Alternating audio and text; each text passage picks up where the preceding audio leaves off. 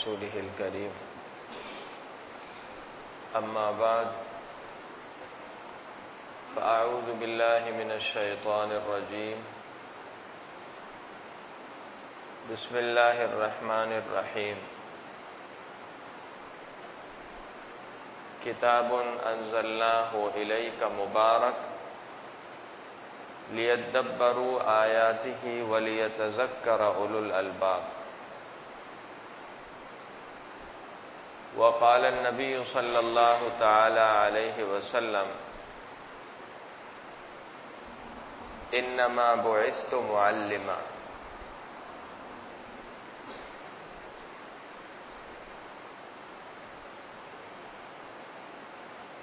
آج کی ہماری یہ مختصر سی نشست قرآن کریم کے حوالے سے منعقد ہوئی ہے. اس جامع مسجد کے محترم امام اور خطیب صاحب نے فجر کی نماز میں قرآن کریم کی تلاوت کی تکمیل فرمائی، تو اس مناسبت سے یہ ایک بیٹھک منعقد کی گئی. آج کی اس نشست میں آپ حضرات کے سامنے دو باتیں عرض کرنی ہیں. پہلی بات قرآن کریم کے حوالے سے اور دوسری بات رسول اللہ صلی اللہ تعالی علیہ وسلم کی سیرت طیبہ کے حوالے سے. اس لیے کہ ربیع الاول کے اس مہینے میں حضور کریم صلی اللہ علیہ وسلم اس دنیا میں تشریف لائے تھے، اور اللہ تعالی کی طرف سے کائنات کو سب سے قیمتی اور سب سے نایاب اور بڑھیا تحفہ عطا ہوا. اللہ تعالی نے حضور کریم صلی اللہ علیہ وسلم کو رحمت بنا کر دنیا میں بھیجا اور ایک مخصوص وقت کے لیے بھیجا. کل عمر مبارک 63 سال تھی. یہ اللہ کا ایک نظام ہے کہ اس کائنات میں کوئی ہمیشہ کے لیے نہیں آیا. ہر انسان کی زندگی کا ایک وقت محدود ہے، کسی کا کچھ تھوڑا ہے، کسی کا کچھ زیادہ ہے، لیکن وقت طے ہے اور محدود ہے، اور باہر صورت ہر ایک نے جانا ہے. جب نبی دنیا سے تشریف لے گئے تو اور کون اس دنیا کے لیے قیمتی ہو سکتا ہے؟ کسی نے کیا خوب کہا، لو کانت الدنیا تدوم لواحد لکان رسول اللہ فیہ مخلدا. اگر اس دنیا میں ہمیشہ کسی نے رہنا ہوتا تو اللہ تعالیٰ کے رسول صلی اللہ علیہ وسلم سب سے زیادہ اس کے حقدار تھے کہ وہ اس کائنات میں ہمیشہ رہیں. لیکن حضور کریم صلی اللہ علیہ وسلم بھی ایک وقت کے بعد تشریف لے گئے. حضور تو دنیا سے تشریف لے گئے لیکن ایک اعلان فرما گئے. اعلان یہ فرمایا کہ میں جا رہا ہوں لیکن اپنے پیچھے دو چیزیں چھوڑ کر جا رہا ہوں. ترکت فیکم امرین، اور وہ دو معمولی چیزیں نہیں ہیں. فرمایا لن تضلوا ما تمسکتم بہما، جب تک تم لوگ ان دونوں چیزوں سے چمٹے رہو گے، ان کو تھامے رہو گے، ان کو پکڑے رہو گے، اس وقت تک تم کبھی گمراہ نہیں ہوگے، ہمیشہ ہدایت پر ہوگے. کون سی ہدایت؟ وہ ہدایت جس کا اس قرآن میں جو آج ختم ہوا ہے سب سے پہلے شروع میں اعلان ہوا، الف لام میم ذالک الکتاب لا ریب فیہ ھدی للمتقین. اللہ کے نبی فرماتے ہیں ہدایت چاہتے ہو تو ان دو چیزوں کو مضبوطی سے تھامے رہنا. میں تو جا رہا ہوں لیکن دو چیزیں چھوڑ کر جا رہا ہوں. دنیا میں ہر بڑا لیڈر، ہر بڑا قائد، ہر بڑا مفکر، دانشور اپنے پیچھے اپنا نظریہ چھوڑ جاتا ہے، اپنے پیچھے ایک پیغام چھوڑ جاتا ہے، ایک راہ عمل اور لائحہ حیات چھوڑ کر جاتا ہے. حضور کریم صلی اللہ علیہ وسلم ہمیں ایسے خالی، تنہا، بے یار و مددگار اور بیکار نہیں چھوڑ گئے. آپ نے اپنے پیچھے یہ دو چیزیں چھوڑی اور قیامت تک کے لیے ان کو معیار ہدایت قرار دیا. وہ دو چیزیں کیا ہیں؟ ایک فرمایا کتاب اللہ، یہی قرآن جو آج مکمل ہو، وہی قرآن جو ہم ہر نماز میں پڑھتے ہیں، وہی قرآن جو رمضان میں روزانہ تراویح کے اندر پڑھا جاتا ہے، وہی قرآن جس کو چھوٹے چھوٹے بچے مدرسوں میں، مسجدوں میں اپنے سینوں کے اندر اس طرح محفوظ کرتے ہیں کہ زیر زبر پیش اس میں کوئی تبدیلی نہیں ہے. وہی قرآن جس کے حفاظ لاکھوں کی تعداد میں ہوتے ہیں ہمارے ملک میں، سالانہ تعداد لاکھوں میں. تو فرمائے ایک تو میں یہ قرآن چھوڑ کر جا رہا ہوں، دوسری بات فرمائی وسنتی. دوسری کیا چیز ہے؟ فرمایا میرا طریقہ. اگر غور کیا جائے پتہ چلے گا کہ قرآن کریم اور سنت نبوی تقریباً ایک ہے. قرآن کو سنت سے ملایا جائے، سیرت کے ساتھ ملایا جائے، احادیث نبوی کے ساتھ ملایا جائے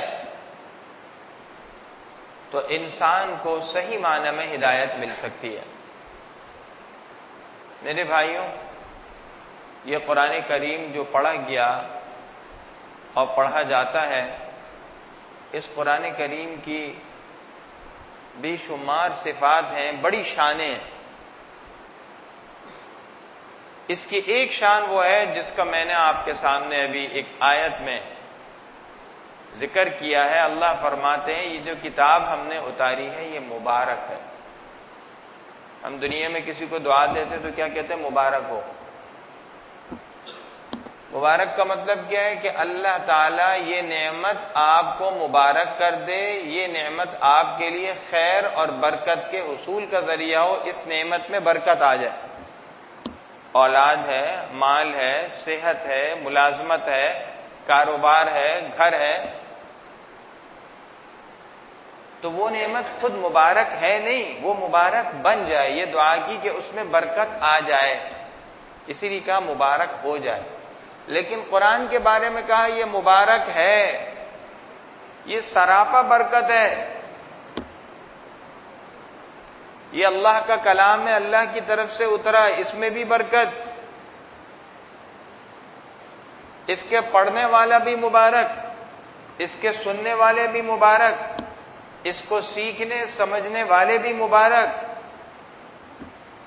اور اس پر عمل کرنے والے بھی مبارک، اور اس کے پیغام کو پھیلانے والے، دنیا میں اس کا پرچار کرنے والے بھی مبارک. تو قرآن تو مبارک ہے، اب جس کا قرآن کے ساتھ جتنا تعلق ہوگا وہ اتنا مبارک ہوگا. اگر ہم چاہتے ہیں کہ ہماری زندگیوں میں خیر و برکت آئے تو ہم قرآن سے قریب ہوں، قرآن کے ساتھ تعلق مضبوط کریں. یہ ایک معیار ہے، ایک آئینہ ہے، ایک نمونہ ہے، ایک کسوٹی ہے یہ جانچنے کا کہ ہم خیر و برکت کے کتنے قریب ہیں. خیر و برکت کیسے حاصل ہوگی؟ اس قرآن کے قریب ہونے سے. قرآن کے قریب ہونے کا مطلب کیا ہے؟ قرآن پڑھنے کا اہتمام کیا جائے. کوئی دن قرآن پڑھے بغیر نہ ہو. کھانا چھوٹ سکتا ہے، ملازمت کی چھٹی ہو سکتی ہے اس دن کی، نیند چھوٹ سکتی ہے، لیکن یہ طے کر لیں آج سے کہ تلاوت نہیں چھوڑنی. ایک سپارہ ضرور پڑھنا ہے. بھائی ایک نہیں پڑھ سکے تو آدھا پڑھ لیں. 24 گھنٹوں کے اندر اس اللہ کے کلام کے لیے جس نے ہمیں پیدا کیا، ساری نعمتیں دی، ہم کیا آدھے سپارے کا وقت نہیں نکال سکتے؟ کہاں وہ لوگ تھے جو ایک قرآن دن میں پڑھتے تھے، ایک قرآن رات میں پڑھتے تھے؟ معمول تھا. ایسا بھی لکھا ہے کہ 3 قرآن دن میں پڑھتے تھے، 3 رات میں. اور بعض محدثین نے نقل کیا ہے کہ ہمارے زمانے میں ایک بزرگ ہیں فلاں نام لے کر، وہ 7 قرآن دن میں پڑھتے تھے، 7 رات میں. کیسے پڑھتے ہوں گے؟ اللہ کی توفیق. انسان جس چیز کی نیت کر لے، جس چیز کا ارادہ کر لے، اس کے لیے وقت نکلتا ہے. اصل یہ ہے کہ میری اور آپ کی ترجیح کیا ہے. جو چیز میری ترجیح ہوگی میں اس کے لیے لازمی وقت نکالوں گا. آج کاروبار، پیسہ ہماری ترجیح بن گیا، اس کے لیے وقت نکلتا ہے. کوئی 8 گھنٹے، کوئی 10 گھنٹے، کوئی 12 گھنٹے وقت نکالتا ہے. لیکن افسوس نماز اور قرآن کے لیے وقت نہیں ہے. یہ کیا وجہ نماز اور قرآن کے لیے وقت نہیں ہے؟ ترجیح نہیں ہے ہماری، اہمیت نہیں ہے اس قرآن کی. تو قرآن کی برکتیں حاصل کرنی ہے تو پہلا کام یہ کرنا ہوگا کہ قرآن کی پابندی کے ساتھ تلاوت کرنی ہوگی. ایک زمانہ تھا کہ فجر کے بعد گھروں سے قرآن کی تلاوت کی آوازیں آتی تھی. کہتے ہیں اس سے پہچانا یہ مسلمانوں کے گھر ہے، یہ ہندوؤں کے گھر.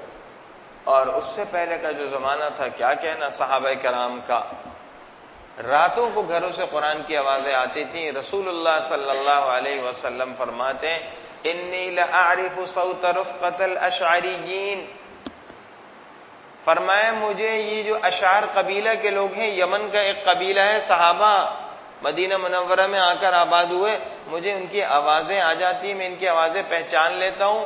فرمایا اس وجہ سے ان کے گھر بھی مجھے پتہ چل جاتے ہیں. دن میں میں نے ان کے گھر نہیں دیکھے ہوتے، لیکن رات کو جہاں سے تلاوت کی آوازیں ہوتی ہیں اس سے میں انداز کر لیتا ہوں کہ قبیلہ اشعار کے لوگ یہاں. ایک مرتبہ حضور صلی اللہ علیہ وسلم نے حضرت ابو موسیٰ اشعری رضی اللہ عنہ کی تلاوت کی آواز سنی رات کو، تو صبح فرمایا اوتیت مزمارا من مزامیر آل داود او کما قال علیہ السلام، کہ اللہ تعالی نے تمہیں حضرت داود علیہ السلام کی خوبصورت آواز کا ایک حصہ عطا کیا ہے. بڑا شاندار قرآن پڑھتے ہو. جیسے استاد شاگرد کی تعریف کرے، واہ کیا خوب قرآن پڑھتے، تو دل باغ باغ ہو جاتا ہے نا. حضور ان کی تعریف کر رہے ہیں. تو قرآن کی تلاوت کی کوشش کریں اور اچھے انداز میں پڑھنے کی کوشش کریں. اگر تلفظ صحیح نہیں ہے تو اس کو سیکھیں، اس میں کوئی شرم کی بات نہیں ہے. پیسہ کمانے میں، منصب حاصل کرنے میں، کرسی لینے میں، اختیارات میں انسان شرما رہا ہے. آج آپ دیکھیں انسان کا آج کیا حال ہے، کس سطح پر آ گیا ہے انسان. اور قرآن پڑھنے میں، قرآن سیکھنے میں شرم آئے گی. ارے یہ تو سعادت ہے کہ ہمارا نام قیامت کے دن قرآن کے طالب علموں میں لکھا جائے. اس نے انجینئرنگ پڑھی ہے، یہ ڈاکٹر ہے، یہ سائنسدان ہے. ارے یہ حافظ قرآن ہے. حافظ قرآن نہیں، حافظ بننے کی کوشش کر رہا تھا. یہ قرآن کو تجوید سے پڑھنے کی کوشش کر رہا تھا. اس سے بڑی کیا محرومی ہوگی کہ زندگی گزر گئی، 50 سال، 60 سال، 70 سال قرآن پڑھنا نہیں آیا. اگر قرآن پڑھ لیتے، یاد کر لیتے، چلتے پھرتے قرآن پڑھنے کی عادت بناتے، کروڑ ارب پتی نہیں، کھربوں پتی ہو جاتے. معمولی بات نہیں ہے قرآن پڑھنا. ابھی چند دنوں پہلے میں ایک جگہ تھا تو وہاں ایک بزرگ سے ملاقات کے لیے حاضری ہوئی. انہوں نے فرمایا اپنی گفتگو میں کہ اگر یہ دین کا علم، یہ قرآن اتنی بڑی چیز ہے، قرآن پڑھنا پڑھانا، کہ دنیا کے 7 بر اعظموں کا ایک وزیر بنا دیا جائے،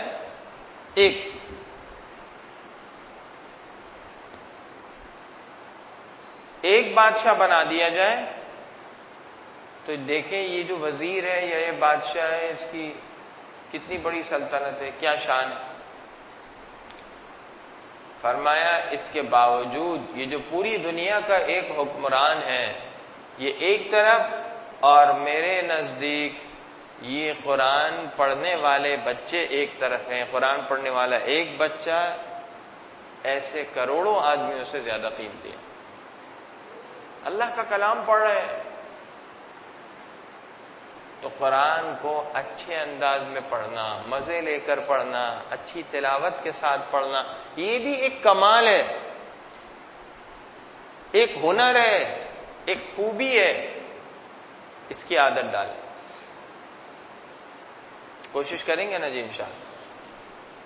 روزانہ تلاوت کے لیے وقت نکالنا ہے اور اچھے انداز میں پڑھنے کی کوشش کرنی ہے۔ اگلا قدم کیا ہے؟ اللہ تعالی نے جب کہا کہ یہ کتاب مبارک ہے تو ذہن میں آ سکتا تھا کہ جی یہ مبارک کتاب آپ نے اتاری، لیکن اس کی برکتیں ہم کیسے حاصل کریں، اس سے فائدہ ہم کیسے اٹھائیں، ہم کیسے مبارک بنیں گے؟ تو اللہ نے فوراً کہا لیدبروا آیاتی، یہ ہم نے کیوں اتاری، اس کی برکت کیسے حاصل ہوگی؟ ایسے کہ اس قرآن کی ایک ایک آیت میں تدبر کیا جائے، غور کیا جائے۔ وَلِيَتَذَكَّرَ أُولُو الْأَلْبَابِ، اور تاکہ جو عقل مند ہیں وہ نصیحت بھی حاصل کریں۔ تلاوت کے بعد اگلا مرحلہ تدبر کا ہے، تدبر کے بعد اگلا مرحلہ تذکر کا ہے۔ تلاوت تو ہو گئی، اب اس میں تدبر بھی کرنا ہے۔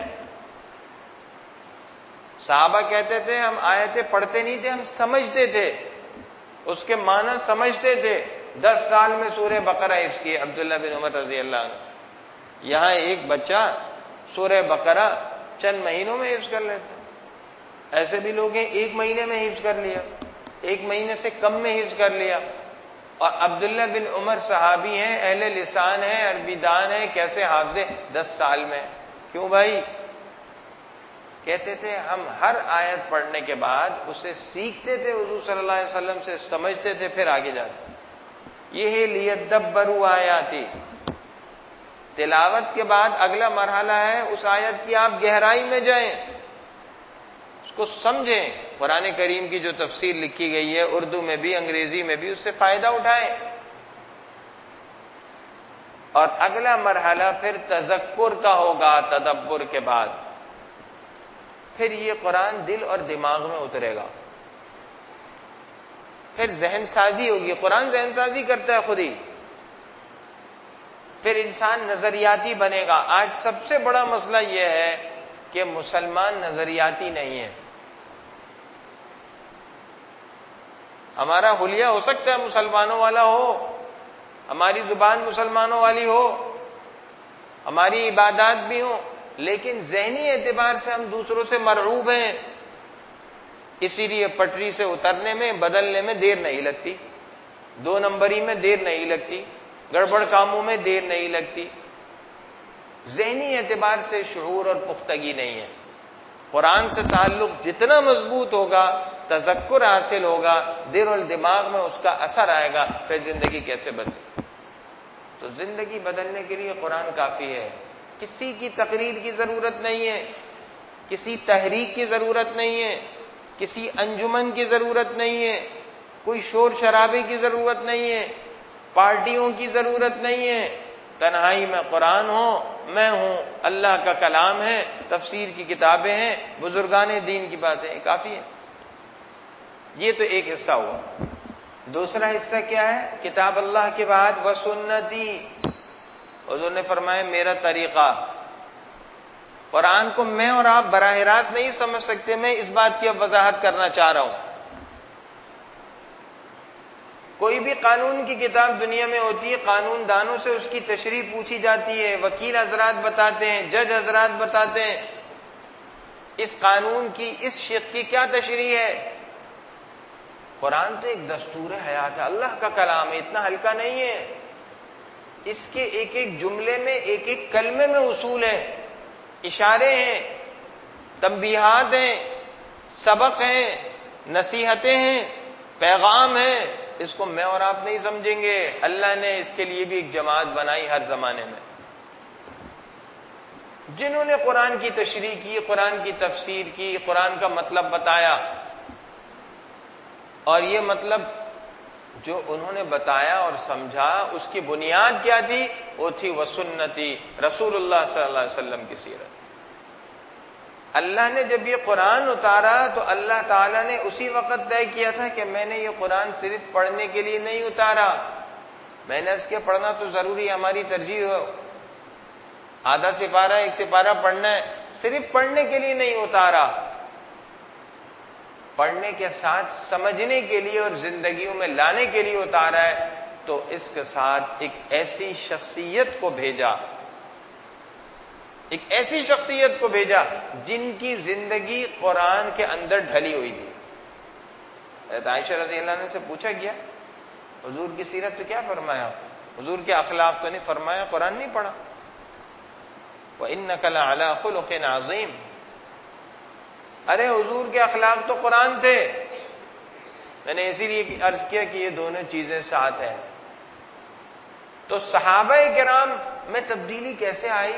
آج تبدیلی کی آواز لگتی ہے نا ہر طرف، اور اللہ معاف فرمائے آج عوام کے ساتھ، رعایا کے ساتھ کائنات کا بدترین ظلم ہو رہا ہے، بدترین مذاق ہو رہا ہے، تبدیلی کے نام پر بیوقوف بنانے اور تبدیلی کے نام پر احمق بنانے کا سلسلہ سال ہا سال سے جاری ہے۔ حضور کریم صلی اللہ علیہ وسلم نے کیسے تبدیلی پیدا کی؟ آج معاشرہ جس حال میں ہے اس سے کئی گنا پستی میں تھا عرب کا معاشرہ۔ وہاں تو جہالت تھی۔ یاد رکھیے ہر خرابی کی جڑ جہالت ہے، ہر خرابی، یہ دنیا کا بھی اصول ہے۔ جس قوم میں، جس ملک میں تعلیم کا ریشو جتنا زیادہ ہے اس کا شعور اتنا اونچا ہوگا، اس کی ذہنی سطح اتنی اچھی ہوگی، اس کی بود باش اتنی اچھی ہوگی، اور اس کا طرز عمل، اس کا رہن سہن، اس کی لینگویج، اس کی زبان اتنی بہتر ہوگی۔ تو وہاں تو جہالت تھی، چھوٹی چھوٹی بات پر ایک کا گھوڑا دوسرے سے آگے بڑھ گیا، جنگ چھڑ گئی، 120 سال جنگ رہی، جنگ باس۔ اس سے بڑی جہالت کیا ہوگی؟ قد خسر الذین قتلوا اولادهم سفہا بغیر علم، اس سے بڑی جہالت کیا ہوگی؟ بچہ پیدا ہوا اس کا گلا گھونٹ دیا۔ وحرموا ما رزقهم افتراء علی اللہ، اس سے بڑی جہالت کیا ہوگی؟ جو چیز اللہ نے حلال کی تھی اس کو خود سے حرام کر دی، یہ حلال یہ حرام، یہ جائز یہ ناجائز خود سے۔ حضور کریم صلی اللہ علیہ وسلم نے تبدیلی پیدا فرمائی، اللہ کے نبی تبدیلی لائے، صحابہ کے ذہنوں کو بدلا۔ کیسے بدلا؟ کہ وہ قرآن حضور کی زندگی میں تھا، صحابہ قرآن پڑھتے تھے، حضور کو دیکھتے تھے، زندگی بدل جاتی۔ تو آج ضرورت ہے کہ ہم سیرت کو اپنا نمونہ بنائیں اور قرآن کی ہم عملی اور سیرت کی عملی تصویر بنیں۔ سیرت طیبہ کی بہت ساری خصوصیتیں ہیں، اس کا موقع نہیں ہے، میں صرف 2 باتیں عرض کرتا ہوں۔ ایک تو یہ کہ سیرت طیبہ عملی چیز ہے، اس کو سمجھیے گا، صرف بیان کی چیز نہیں ہے۔ آج ہم ربیع الاول میں بیانات کر کے سمجھتے ہیں کہ میں نے، آپ نے اپنا فریضہ ادا کر دیا، یہ عملی چیز ہے۔ حضور کریم صلی اللہ علیہ وسلم نے جو فرمایا اس پر سب سے پہلے خود عمل کیا۔ کوئی بھی چیز دیکھ لیں، حضور کی نماز دیکھ لیں، حضور کی عبادت دیکھ لیں، اور تو اور حضور کی عام زندگی دیکھ لیں، مجاہدہ۔ آج میں چاہتا ہوں کہ میں قوم کی قیادت کروں، آپ لوگوں کی قیادت کروں، ایئر کنڈیشن میں بیٹھوں، اچھی گاڑیوں میں سفر کروں اور عوام کی قیادت کروں۔ حضور کریم صلی اللہ علیہ وسلم نے کیسے قیادت فرمائی کہ خندق میں جب کہا حضرت بھوک اتنی ہے کہ پیٹ اندر چلے گئے، پتھر باندھا ہوا ہے، حضور نے فوراً کپڑا ہٹایا۔ ایک پتھر نہیں تھا، 2 پتھر تھے، 2 پتھر تھے۔ یہ ہے عملی زندگی۔ کسی بھی چیز میں دیکھ لیں آپ، عملی زندگی میں صحابہ کرام سے بہت آگے تھے۔ آج کوئی بھی دانشور ہو، کوئی لیڈر ہو، کوئی مفکر ہو، قوم کا نجات دہندہ، آپ اس کی زندگی کو کھنگالیں، چاہے ابھی کا ہو پہلے کا ہو، تو کچھ کمزور پہلو بھی نظر آتے ہیں، اور انسان ہے ظاہر، اس کی نجی زندگی ہے، اس کی کوئی اور زندگی ہے۔ رسول اللہ صلی اللہ علیہ وسلم کی زندگی ہر اعتبار سے پاکیزہ تھی، تو وہ عملی ہے، سیرت خالص پریکٹیکل چیز ہے۔ دوسری بات یہ کہ سیرت کے اندر جامعیت بہت ہے، کوئی گوشہ تشنہ نہیں ہے۔ ایک تاجر چاہتا ہے میں تجارت کیسے کروں، اٹھا کر دیکھ سکتا ہے سیرت میں تجارت۔ ایک ملازم چاہتا ہے ملازمت کیسے کروں، وہ اس کے اندر موجود ہے۔ غیر مسلموں سے برتاؤ کیسے کرنا ہے، وہ اس کے اندر موجود ہے۔ پڑوسیوں سے، وہ اس کے اندر موجود ہے۔ آج ملکی اور عالمی سطح پر قوانین بنتے ہیں، وہ سیاست کیسے ہو، وہ قوانین کیسے بنائے جائیں، اس کے لیے سیرت موجود، ہر چیز موجود ہے سیرت کے اندر۔ تو میرے بھائیوں، جب ہم قرآن پڑھیں گے اور سیرت کو پڑھیں گے، صحابہ نے تو سیرت دیکھی نا، حضور ان کے سامنے تھے نا، اور کیا شان تھی اللہ کے نبی. ایک لمحے کے لیے ایمان کی حالت میں کلمہ پڑھا، حضور کو دیکھ لیا، بس اس سے جو ترقی ہوتی تھی وہ سینکڑوں سال کے مجاہدوں سے نہیں ہوتی تھی. یعنی ایک آدمی نمازیں پڑھ رہا ہے، اللہ سے دعائیں مانگ رہا ہے، اللہ کا ذکر کر رہا ہے، اللہ کا تعلق کر رہا ہے، آپ دیکھیں کیسی ترقی ہوتی. لیکن حضور صلی اللہ علیہ وسلم کو ایک نگاہ ڈالنے سے ایمان کی حالت میں، جیسے پاور ہاؤس ہوتا ہے نا سامنے، تو پاور ہاؤس اگر سامنے ہو، ایک تو یہ بجلی ہے اور ایک پاور ہاؤس ہے، اس سے براہ راست کرنٹ چھوڑا جائے تو کیا حال ہوگا؟ تو وہی حال. حضور سامنے تھے، کیا حال ہوتا ہوگا صحابہ؟ ایسی ترقی ہے. اب ہمارے سامنے سیرت ہے، ہم سیرت کو دیکھیں اور سیرت کو اپنی زندگی میں لائیں. تو ایک تو آپ سے یہ طے ہوا کہ قرآن کی تلاوت روزانہ کریں گے، اور دوسری بات روزانہ سیرت پڑھیں گے. ایک صفحہ پڑھیں، 2 صفحے پڑھنے کی ضرورت نہیں ہے، ضرورت تو بہت ہے، لیکن آپ کی مصروفیت کے حساب سے آپ 1 صفحہ پڑھ لیں، آپ آدھا صفحہ پڑھ لیں، اور گھر میں اس کا مذاکرہ کریں گے. گھروں سے یہ سلسلہ بالکل ختم ہو رہا ہے. کبھی کبھی عرض کرتا ہوں بھائی گھر میں کتاب لاؤ، بچوں نے پڑھی بھی ہوتی، لاؤ حضور کریم صلی اللہ علیہ وسلم کا زہد کیسا تھا یہ پڑھو. آج تو یہ ختم ہو گیا نا یہ باتیں. کیا زہد تھا اللہ کے نبی نے زندگی کیسے گزاری یہ پڑھو. حضور کی تواضع کیسی تھی، حضور کے اخلاق کیسے تھے. ارے وہ ذات جس کے لیے کائنات بنائی گئی، جن کو اختیار دیا گیا تھا وہ اشارہ کرتے تو سونے کے پہاڑ ساتھ چلتے، ان کی زندگی کیسی. حضور کریم صلی اللہ علیہ وسلم کی ازواج مطہرات کے گھر ختم کیے گئے تقریباً 1 صدی بعد. حضرت عمر بن عبد الرحیم اللہ نے بادشاہ کے حکم پر مجبور ہو کر کیا، تو لوگ گھروں میں سسکیاں لے کر روتے تھے. اور بعض وقت کے ائمہ نے، علماء نے کہا کاش یہ گھر ختم نہ کیا جاتا. مجبوری تھی ختم کرنے کی کہ مسجد نبوی بڑھ رہی تھی، اس کو مسجد میں شامل کر دیا گیا، سوائے حجرہ عائشہ رضی اللہ عنہ اور حجرہ فاطمہ رضی اللہ عنہ کی. لیکن کہاں ہم چاہتے ہیں یہ گھر اسی طرح رہتے تاکہ قیامت تک امت کے سامنے زندگی گزارنے کا ایک عملی نمونہ سامنے آتا کہ نبی نے جن کی سیرت کو ہم پڑھتے ہیں زندگی کیسے گزاری، کیسے گھروں میں گزاری. تو ایسی زاہدانہ زندگی گزاری. تو میرے بھائیوں سیرت کو تھوڑا پڑھا کریں، اور جتنا آپ سیرت پڑھیں گے، ہم سیرت پڑھیں گے، اس کا اثر ہماری زندگیوں میں، ہمارے گھروں میں، بچوں میں آئے. نوجوان نسل کی تربیت آج کے دور کا ایک مستقل چیلنج ہے، اور یہ ہر شخص کی ضرورت ہے، ہر گھرانے کی ضرورت ہے، چاہے اچھا گھرانہ ہو، کمزور گھرانہ ہو، دنیا دار ہو، دیندار ہو، پڑھا لکھا ہو، جاہل ہو. اور اس کے لیے سیرت طیبہ سے بہتر کوئی چیز نہیں ہو سکتی. اللہ تعالیٰ مجھے بھی توفیق عطا فرمائے، آپ کو بھی. وآخر دعوانا ان الحمد للہ.